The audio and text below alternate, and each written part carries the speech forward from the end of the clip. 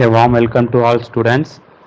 The last two sessions we have seen about the basic electromagnetic concepts in the first session, and in the second session we have seen about electric field due to point charges and continuous charges, and about Gauss law we have seen on the second session. Okay, and today's session we will be continuing that electric field along with the potential. So what is the effect of potential on electric field? All these concepts we will be seeing in this session now. Okay, so you know about that potential. So potential is nothing but potential difference between that point and a chosen point at which the potential is zero. Okay, it is nothing but the distance between it's a potential difference between the reference point. That's what we get in chosen point and the electric field and the potential where it is zero, at which the potential is zero. So normally the potential is represented by V. So what we call it as that somewhere potential difference and voltage.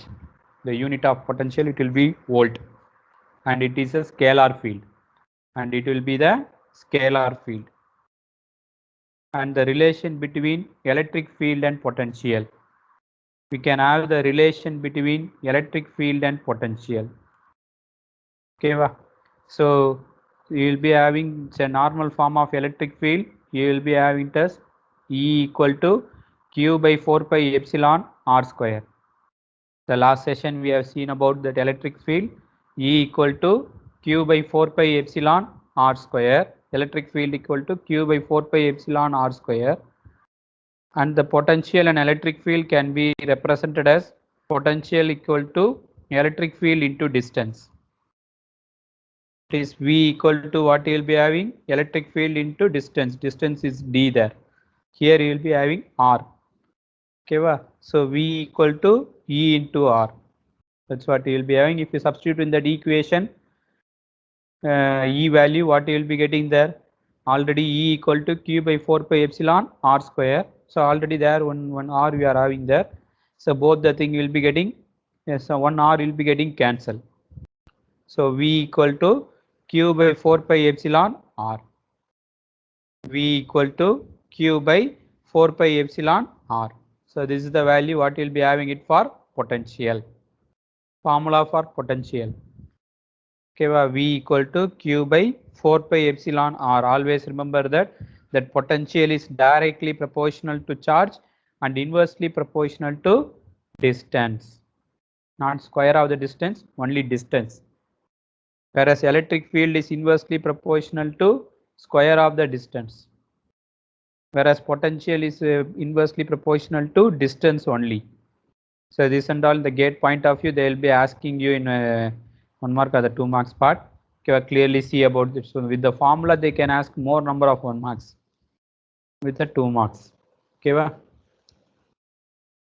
so always study the formula as a statement. My kind advice is always study the formula as a statement here.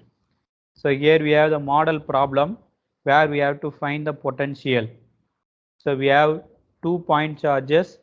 So one is you will be having test 1.5 nanocoulomb located at 0, 0, 0.1, and another one is minus 1.5 nanocoulomb located at 0, 0, minus 0.1. 0, 0, minus 0.1 in free space. So we have to find the potential at 0.3, 0, 0.4. Okay, so if they are given in points, if you want to find the electric field, what you will be doing? You will be converting them into vector form. You will be finding them in the vector form that we have seen in the last session. But here you will be just measuring the distance. Even though if they are given in points, you will be measuring in distance and you will be substituting that value. Okay, because the potential is a scalar field. Potential is not the vector, it is a scalar field. So what you will be doing here? Just you will be finding the distance here. So we have 2 point charges here. They are given in the problem 2 point charges. Q1 is located at one point, Q2 is located at another point.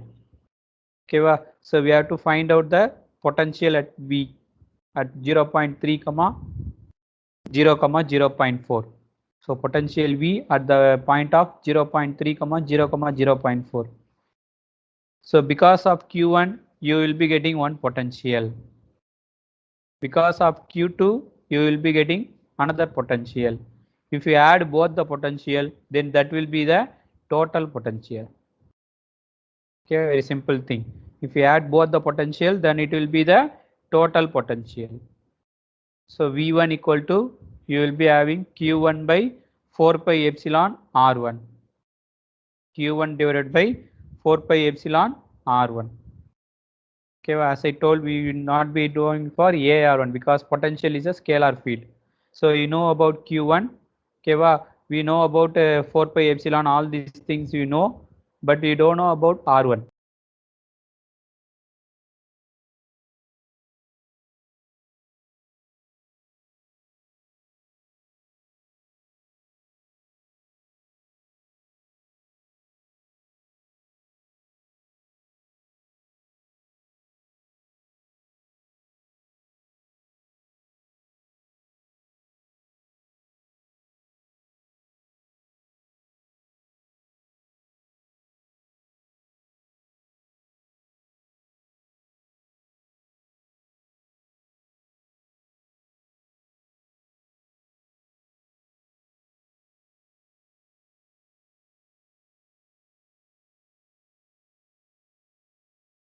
So okay, so in the mathematics,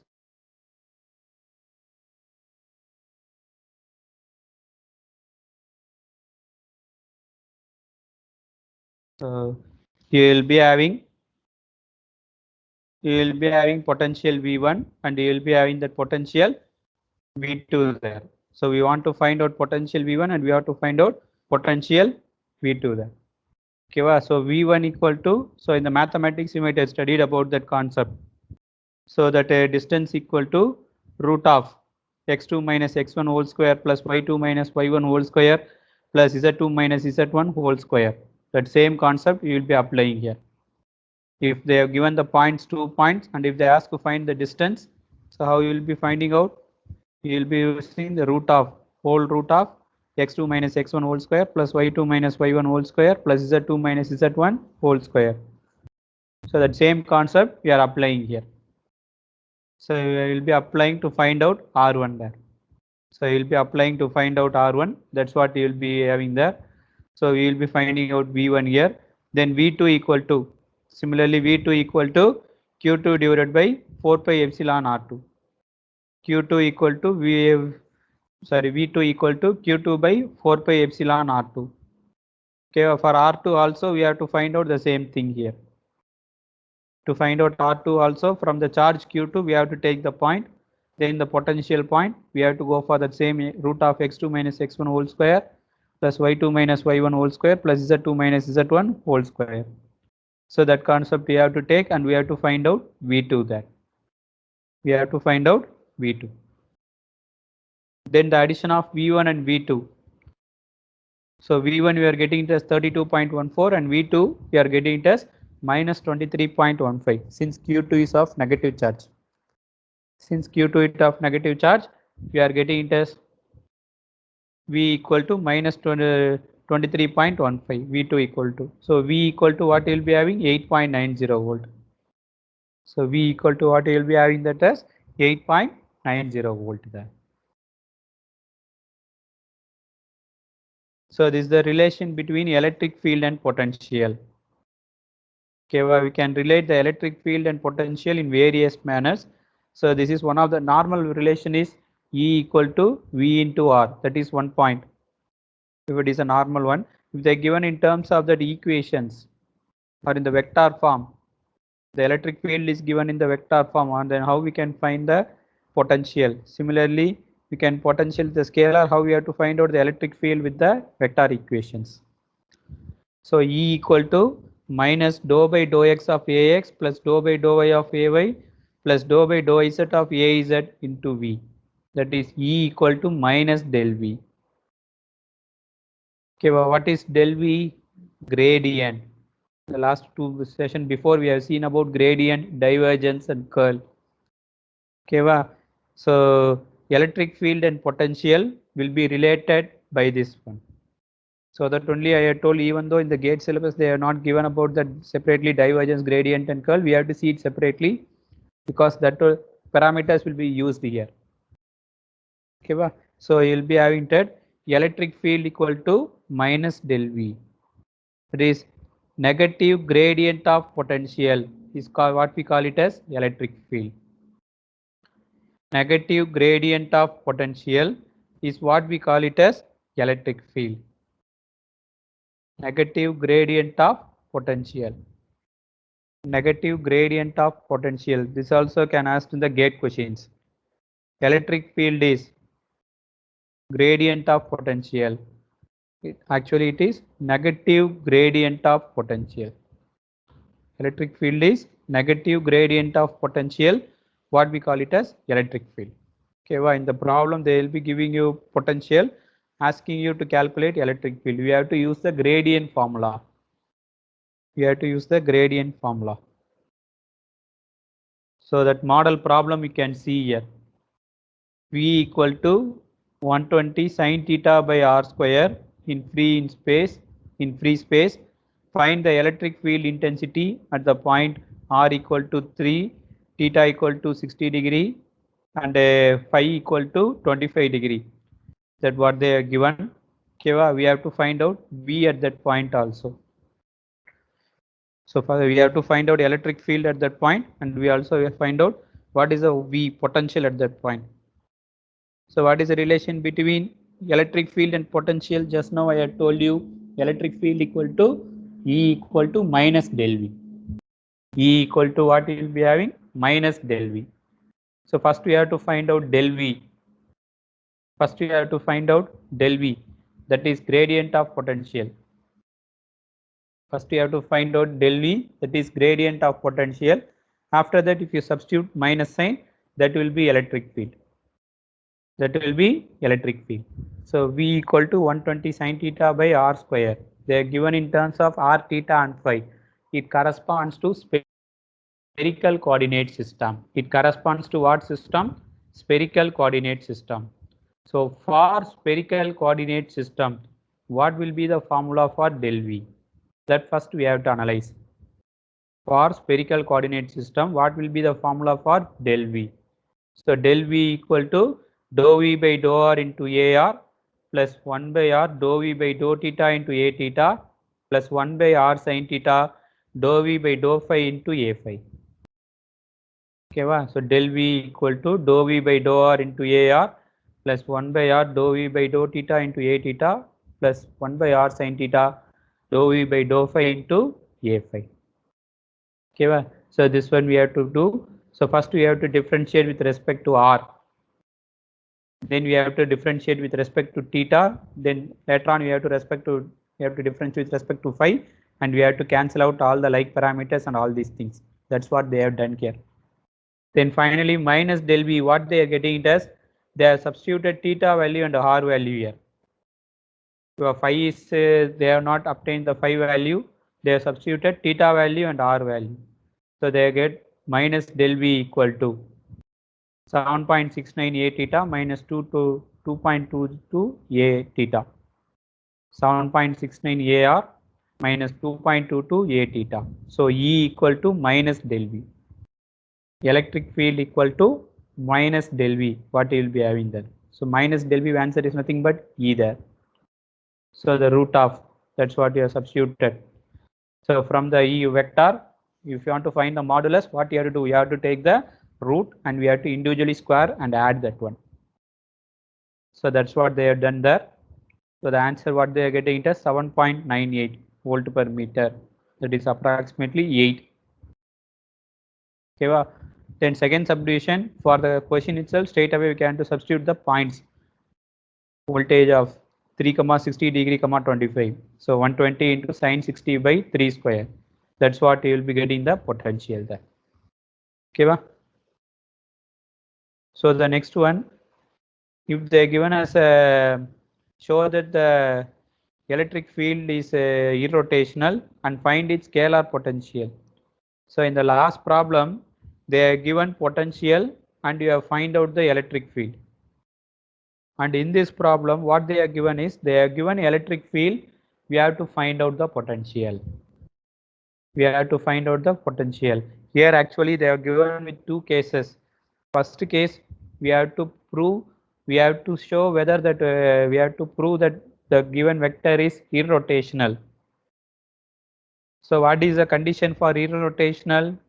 From the curl you might have studied that concept. Okay, to if the kind of to prove that the vector is irrotational, what we have to prove that del cross E equal to 0. What we have to show that one? Del cross E equal to 0. Curl of the vector is 0. If the curl of the vector is 0, then we can say that vector is irrotational. Then we can say that vector is irrotational. So for that, first we are going for del cross E equal to 0 there. So first I am finding out del cross E. I am seeing the question. So the question we have Ax vector, Ay vector, Az vector. So it corresponds to Cartesian system. So for Cartesian system, what is that curl formula? Ax, Ay, Az, dou by dou x, dou by dou y, dou by dou z. Then at the denominator you will be having Ex, Ey, Ez. What is that Ex?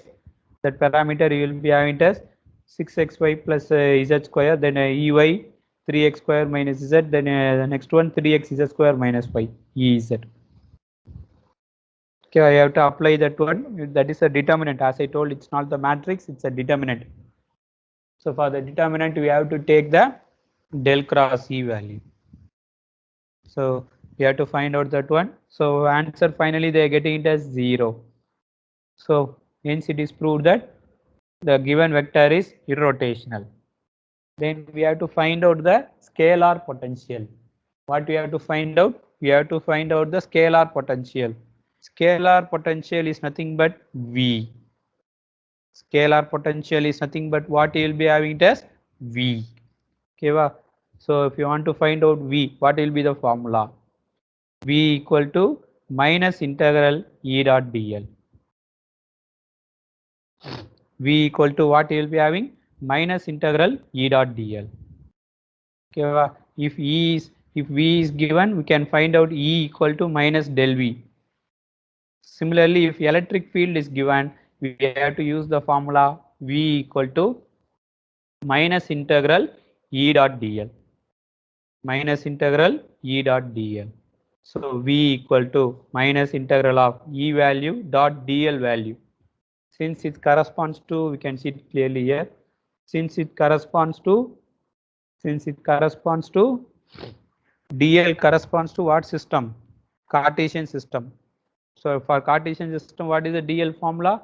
dxax plus dyay plus dz.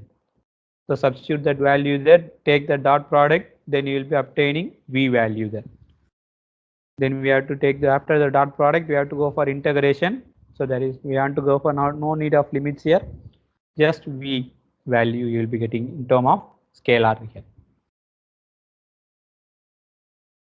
So the next one, what you can say it as a electric field and equipotential plots. Electric field and equipotential plots. Okay, so we say equipotential surface is defined as a surface at which potential is same everywhere. Or potential is everywhere the same, anything can have. So you can see that circle R1, R2 and R3. Okay, so I am measuring at R1 at one point. For this charge, I am getting one potential. Okay, similarly, at various points of R1, I am measuring the potential. All are same. At R1, at various positions, I am measuring the potential. All are same. Okay, so I am circle that point, that what we call it as an equipotential surface. So it is a surface where potential is same everywhere. So we can say that one R2, R3 are the various distances. Okay, you know the relation between potential and electric field. Sorry, potential and distance.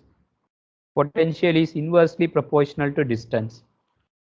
While starting the session, we have seen about that potential formula V equal to Q by 4 pi epsilon R. Okay, where R is called as the potential, sorry, where R is called as a distance. So potential is inversely proportional to distance. Potential is inversely proportional to distance. Okay, potential is inversely proportional to distance. So when you move the distances, when the distance increases, what happens to potential? It will be less. Okay, since you move on from distance R1 to R2, the potential will be getting less. That's what they might have explained here. Since all the points at the distance R1 from the potential is same, the join the points the equipotential. That's what I have told here. Okay, so if you change from R1 to R2, the potential will be getting reduced. So here you can see the uniform distribution of charges and non-uniform distribution of charges. A explains about uniform distribution of charges and B explains about non-uniform distribution of charges. Okay, you see the del V. In A, we have del V as constant. The spacing is constant. Whereas in the figure B, you can see del V is not constant. As in figure B, we can see that del V is not constant. Okay, so you can see the statement here. If we maintain the change in potential between various equipotential surface, constant, then such surfaces are called as equispaced surface.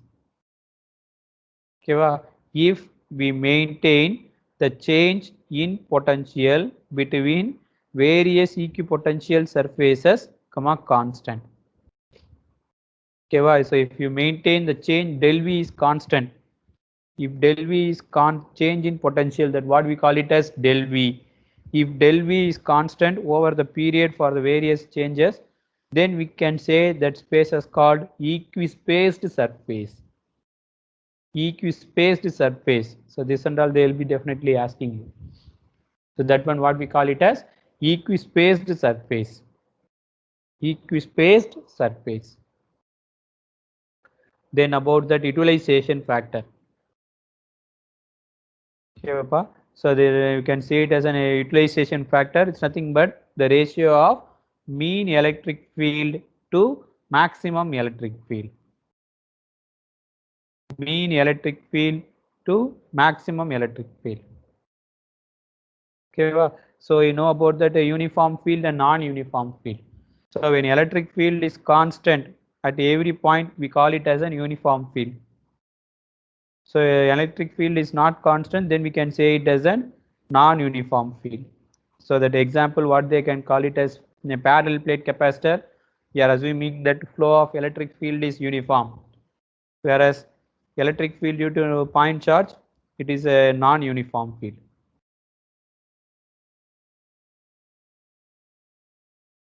So the next one, electric potential due to circularly charged disc. The last session we have find out the electric field due to circularly charged disc. There in the last session, E equal to rho s by 2 epsilon into 1 minus h by root of h square plus r square. So that concept we have seen in the last session there. Okay, so from the electric field we can find out the potential. From the electric field, we can find out the potential. From the electric field, we can find out the potential that you can see by here.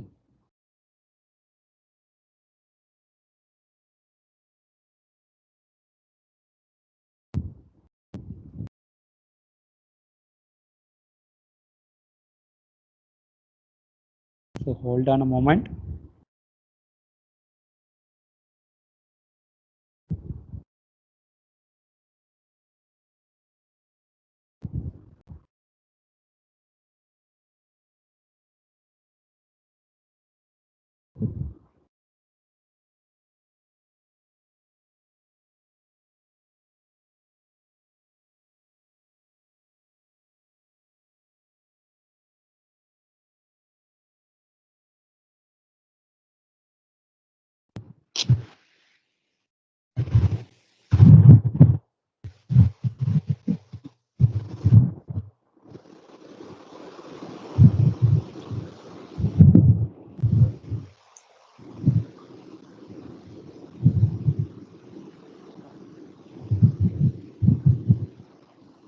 that I will be sharing the PPT now.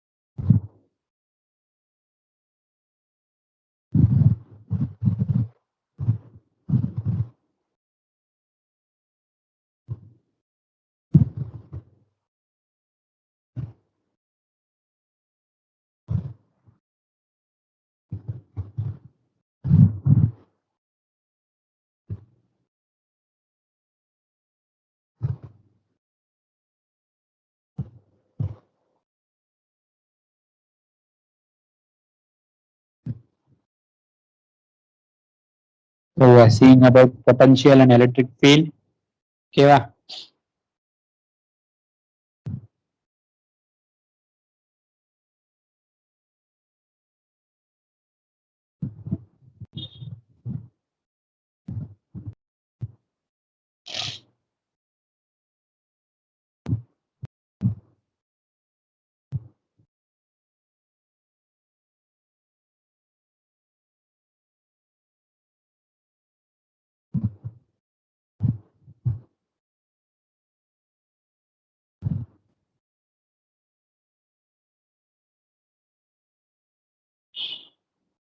So far we are in the last scene, we have not in the at the middle we have got interrupted.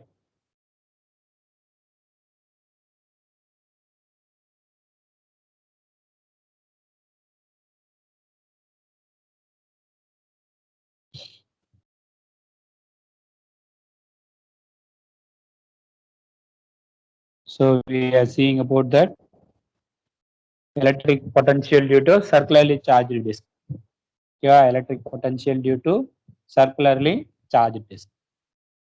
Okay, so we in the last session we have seen about that electric field due to circularly charged disk. So for this, we will be having that one as E equal to rho s by 2 epsilon into 1 minus h by root of h square plus r square. Okay, so cos alpha equal to h by root of h square plus r square. So this is for electric field, and for potential. If you want to find the potential for that circular disk, if you want to find the potential for the circular disk, so what will be the concept? Okay, so as you know, potential equal to minus integral of E dot dl. So here I am considering along only dx component. So E dot dx, then substitute that values of E, what we have obtained now, then you will be finally getting it as rho s by 2 epsilon into 1 minus cos alpha into d. So that's what you will be having here. That is V equal to rho s by 2 epsilon into 1 minus h by root of h square plus r square into root of h square plus r square. So V equal to rho s by 2 epsilon into root of h square plus r square minus h. Root of h square plus r square minus h. Unit is volt.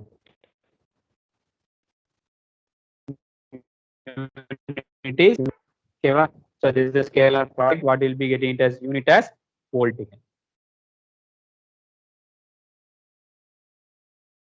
So the next one, what will be having as dipole.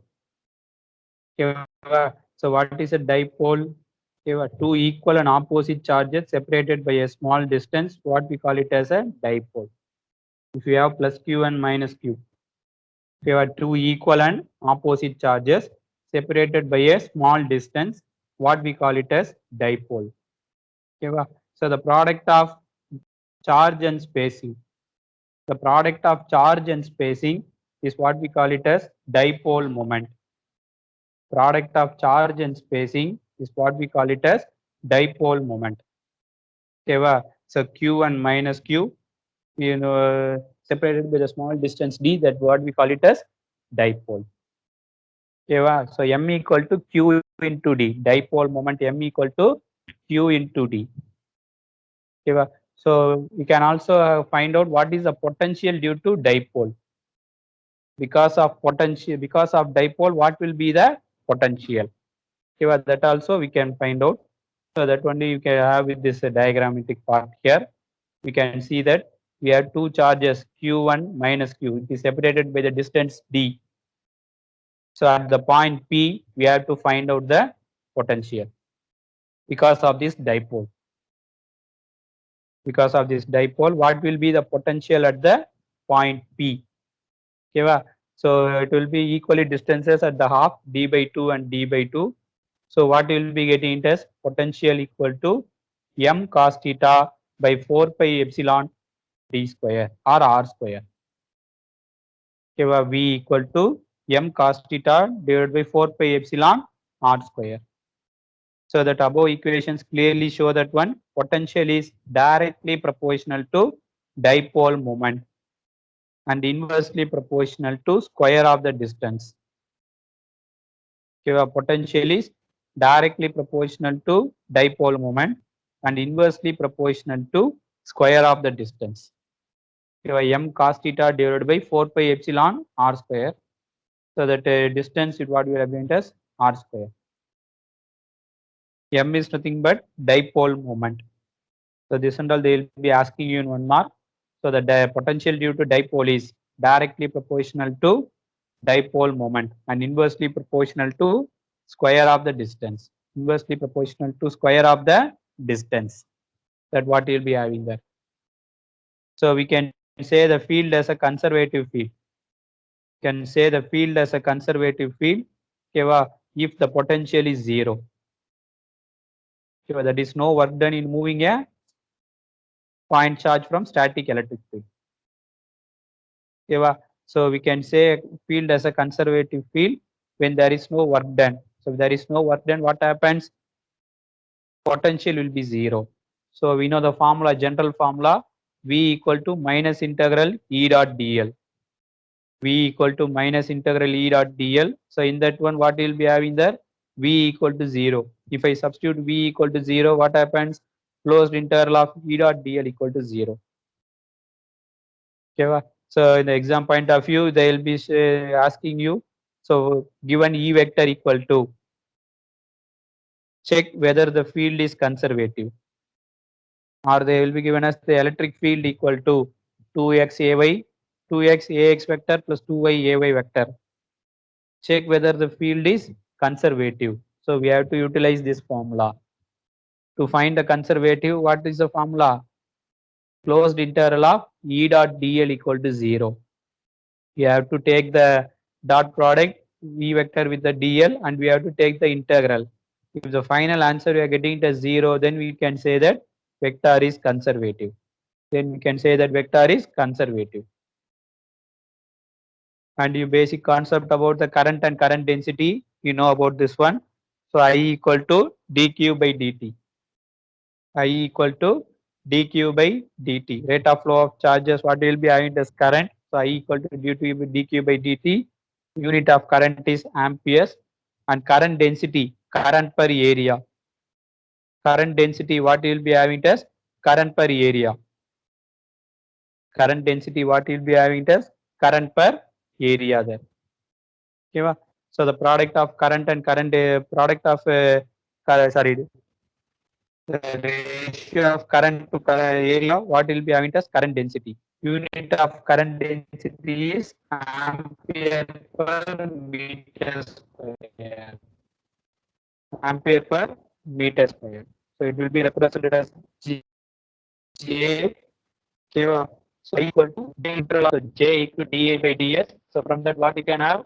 I equal to closed integral of J into I equal to closed integral of J into ds. That concept can have that. Then this one represents the point form of Ohm's law. So normal Ohm's law, you might have basic study in the circuit theory.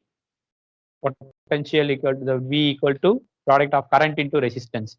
V equal to IR. V equal to IR, product of current into resistance, what will be having as potential? V equal to IR. Here, what is the point form of Ohm's law is current density equal to sigma E. The product of conductivity and electric field. The product of conductivity and electric field is what we call it as J, current density. So current density is nothing but product of conductivity and electric field. J equal to sigma E. J equal to what will be having that one? Sigma E. Give a point form of Ohm's law where sigma is called as conductivity. So when you go for electric field in free space, what you will be having it as Q by 4 pi epsilon naught R square. Since for epsilon free space epsilon R equal to 1, you will be having epsilon naught R square. So in a static electric field, what is the effect of conductors? So E equal to minus del V, so that value will be 0. In a static electric field, what you will be having? E equal to 0. Okay, so volume charge density will be 0. So the potential across the conductor, it will be 0. And the resistance of the conductor, we can find out by this formula. Resistance on the conductor, rho L by S. Okay, a basic concept you might have seen in the circuit theory about the resistance and all these concepts. So R equal to what you will be having? Rho L by S. R equal to rho L by S. That's what we will be having here.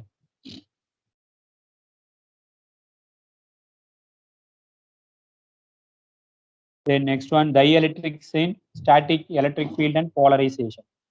Okay, what is the effect of dielectrics in a static electric field and what is that polarization concept? We will be seeing now. Okay, so the major difference between conductor and dielectric. It lies in the availability of free electrons on the outermost shell. Availability of free electrons on the outermost shell. Okay, so when an electric field is applied to dielectric, what happens? The bounded charges will be getting separated each other by relevant distance. Okay, so that forms a small dipole. They will form a small dipole. So the example for an unpolarized atom and polarized atom is given there. Figure A shows about that unpolarized atom. Figure B shows the how the atom is properly aligned. Okay, so polarized. So here you will be having P equal to Q into L. So for polarization, what we can say it as dipole moment per unit volume. Polarization, we can represent that dipole moment per unit volume. Polarization is nothing but like unit volume. So you will be having it as NPL dash. NPL dash by V. So that is NQL dash by V. That is nothing but QL dash by V there. Okay, where Q is the total charges of all dipoles and V is the volume of dielectric stab and QL number of dipole moment in the volume there. Okay, so this is how we can relate polarization and flux density. Polarization and flux density can be related by this concept. D equal to epsilon naught E plus P. D equal to epsilon naught E plus P. Electric flux density and polarization along with the you can relate by this equal to epsilon naught E plus P. And P can be also expressed as dielectric susceptibility, that in terms of moderate X, what we get taken as dielectric susceptibility into epsilon RT. P equal to dielectric susceptibility into epsilon naught E. So we will be having that concept that the relation between relative permittivity and dielectric susceptibility, the important concept there. So 1 plus relative dielectric susceptibility is what we call it as relative permittivity. 1 plus dielectric susceptibility. In terms of Xe, what we have represented, 1 plus dielectric susceptibility is what we call it as relative permittivity. D equal to epsilon E.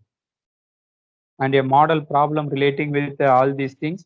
So find the magnitude of D and P for a dielectric in which E equal to 0.15 millivolt per meter and dielectric susceptibility of 1.25.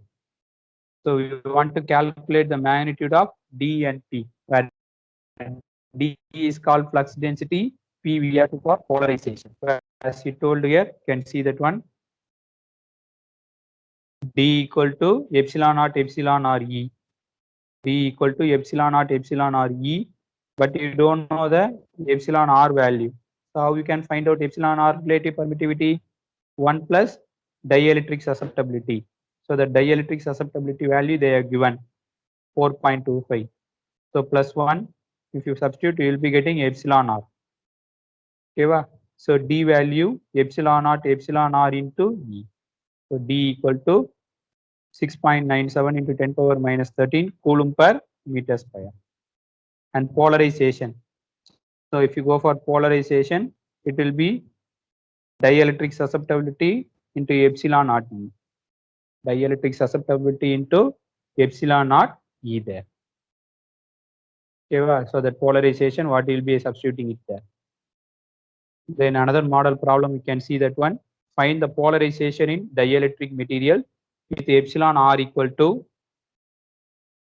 2.8 if D equal to 3 into 10 power minus 7 coulomb per meter square. So polarization equal to epsilon dielectric susceptibility into epsilon naught E. Okay, so epsilon R equal to the dielectric susceptibility plus 1. So from that dielectric susceptibility equal to epsilon R minus 1. So we can obtain the dielectric susceptibility as 1.8. So for polarization, what is the formula? Dielectric susceptibility into epsilon naught E. Now we have find out dielectric susceptibility. Next we have to find out E value. So E value you can find out from D. D equal to epsilon E. From that E equal to D by epsilon. From that D equal to what you will be having? From that E equal to what you will be having? D by epsilon. If you substitute it there, you will be getting that epsilon value there. E value there. Okay, appa?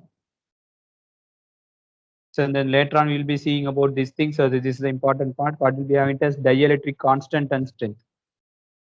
Okay, so dielectric constant and relative permittivity, what we otherwise called as dielectric constant.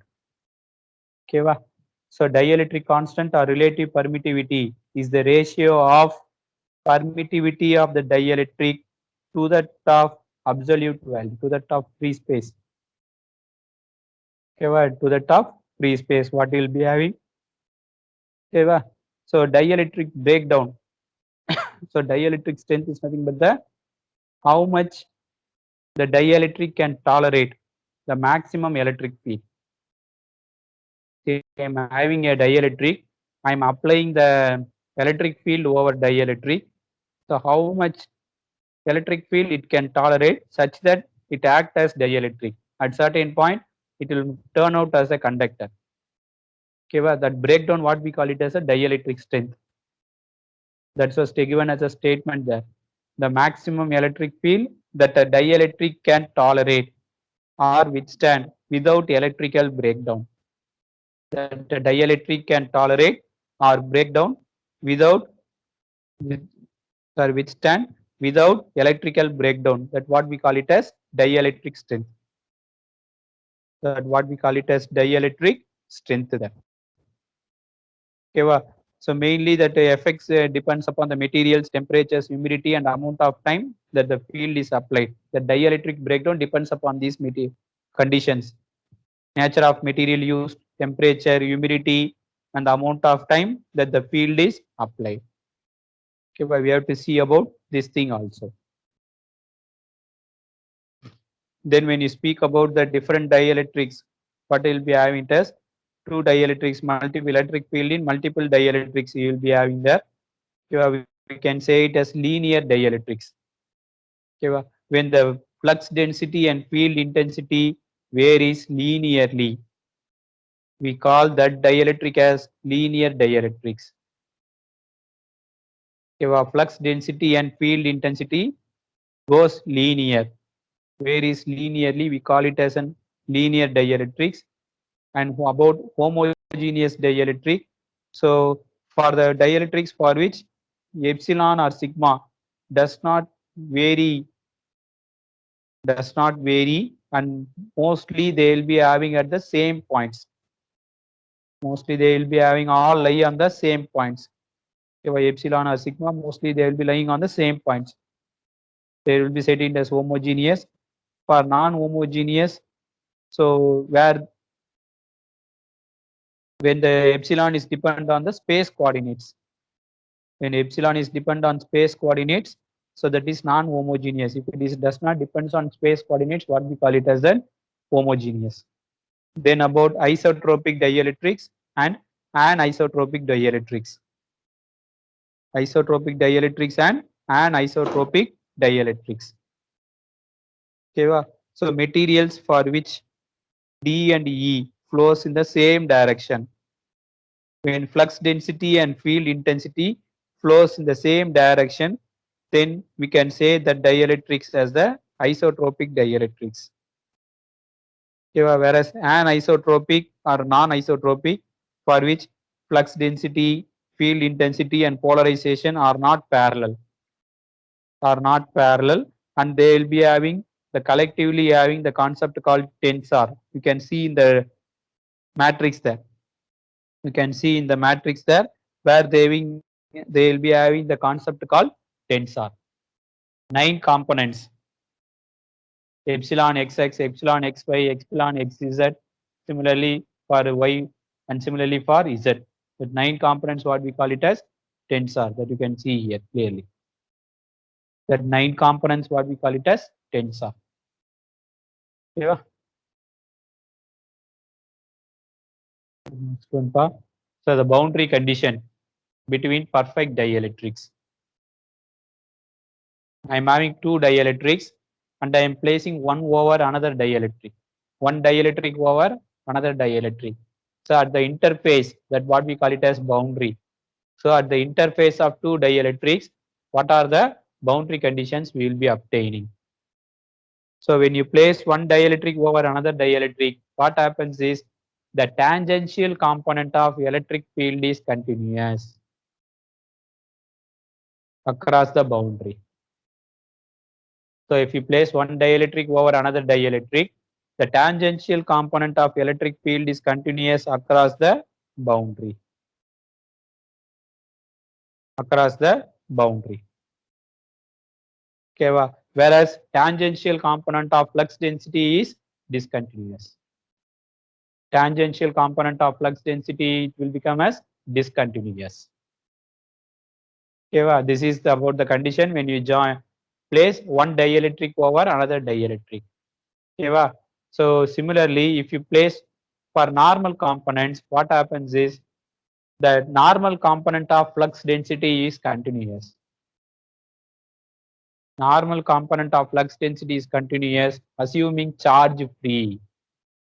Assuming we have to condition that rho s equal to 0, that is charge free.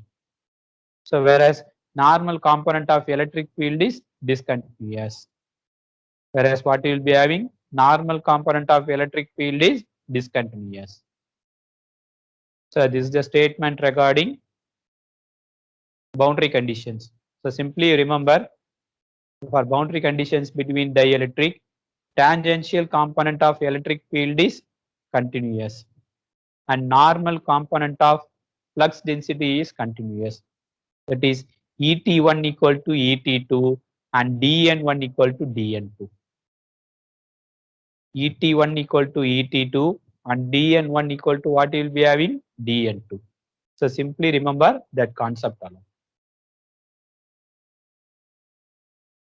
Then if you, from that we can go for that refraction index. So you can see that one, tan theta 1 by tan theta 2 equal to epsilon R1 by epsilon R2.